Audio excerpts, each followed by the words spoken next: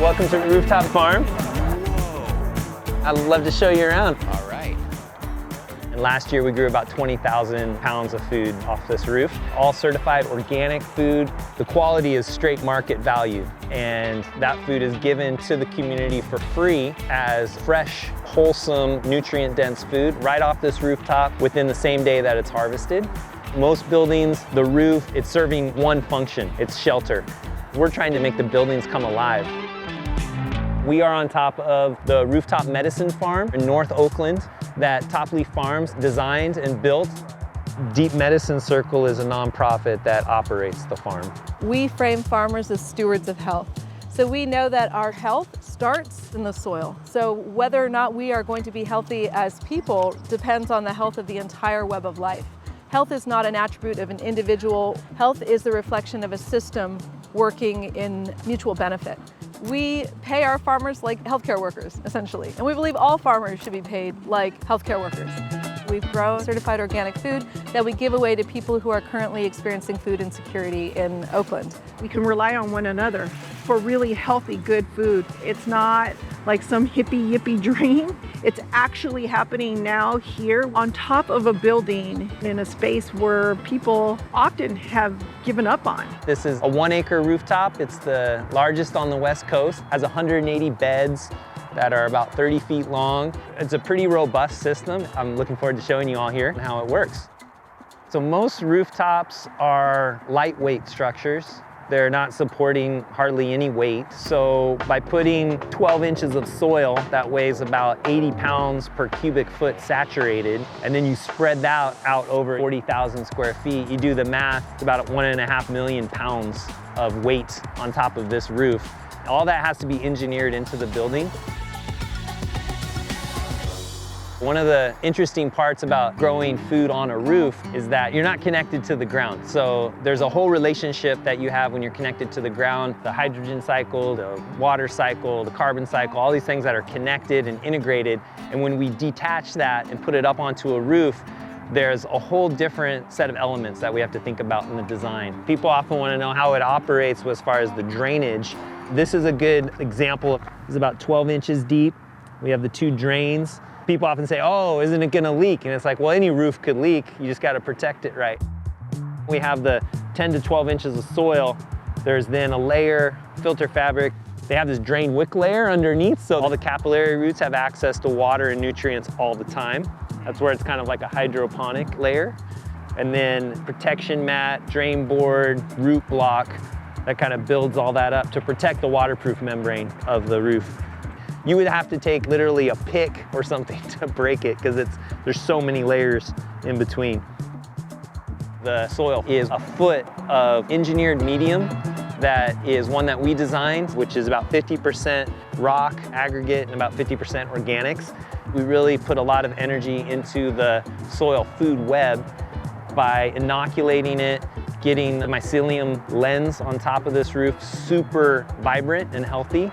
And then we use a fertigation system where we're brewing compost teas and we're injecting that into the irrigation system. And so that's feeding that web, feeding that highway to get those nutrients out to these plants. It's not hydroponic, but it's not full soil-based. It's a hybrid between those. It's basically like a living organism on top of the whole building. And that's why we're able to grow so much food in such a small lens of soil. And then we really stack the plants in a lot. So these are cabbages, but then they're interplanted with a head lettuce. And the idea there is that these will take 85, 90 days to maturity, but then the lettuces are done in 30. So as these start to canopy out, then we'll harvest out all the lettuces. So we really maximize every square foot of space within this. These are some of the perennials, 2 different types of artichokes. All along the pathways that the residents walk, they'll have herbs and flowers and different things so we can create a self-foraging residential corridor. And we're planning to do regionally adapted rooftop seeds because they definitely get adapted to this roof. The only thing that leaves the roof is actual food. All the field debris and litter gets composted on the edges of the building. And yep, it's heating up. Let's go over here to the native area. So this zone is kind of more a living roof area. We have these natives like ceanothus and coffee berry, manzanita, some wax myrtle.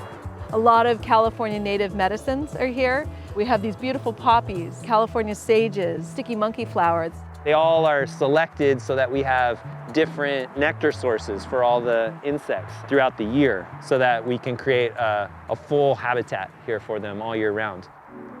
So one of the biggest things in the urban environment is the real estate, the space. And there's often a struggle between open space and development. When we go to the roof, you open up a whole new avenue of possibilities.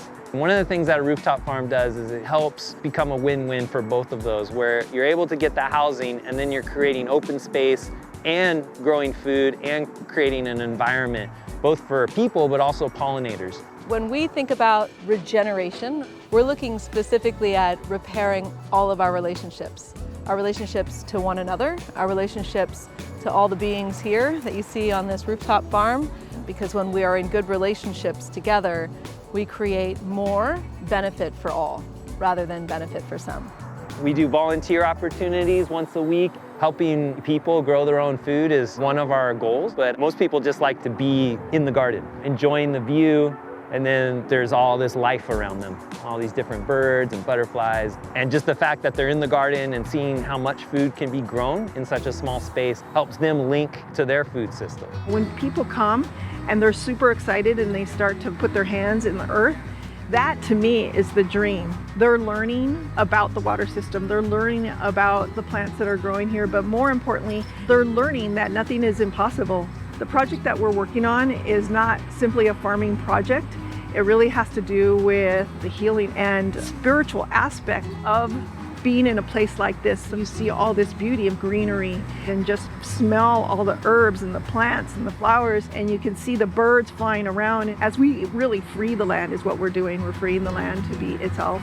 If someone's getting the food and they realize that it only came like down the block from them, I think that gives more incentive to realize that it's possible to grow your own food in your own backyard. We have to figure out ways to grow food with the new environment that humans have created.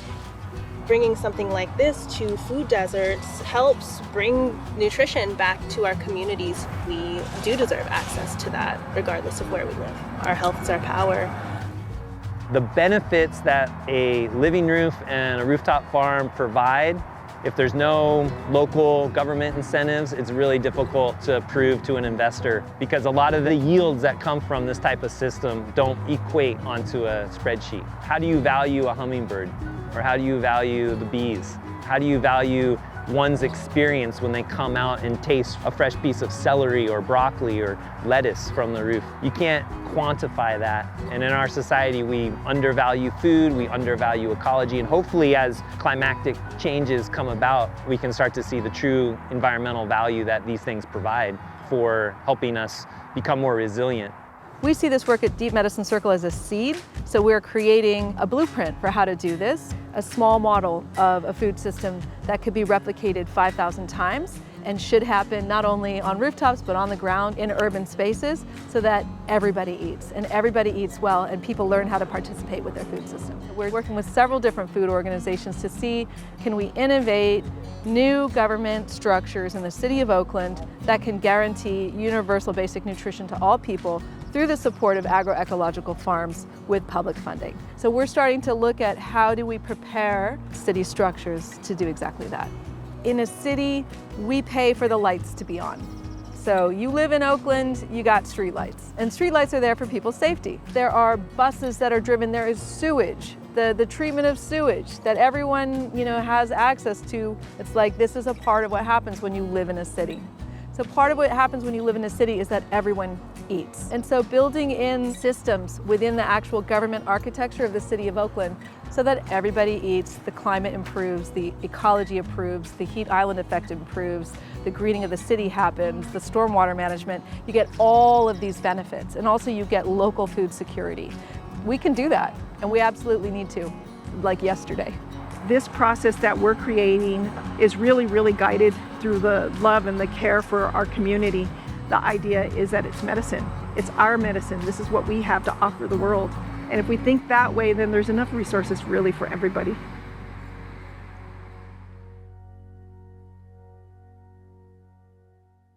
Are you ready to transform deserts, create lush backyards, and feed communities? In my almost 30 years as a permaculture designer traveling the world, I've put everything I learned into Oregon State University's online permaculture design course, or PDC.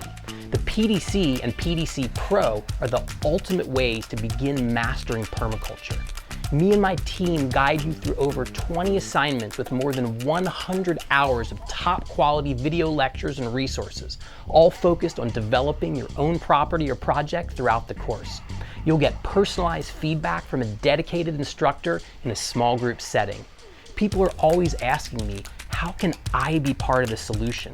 This is your starting point. Check the link below for upcoming courses and join us in creating a better world for everyone. See you in class.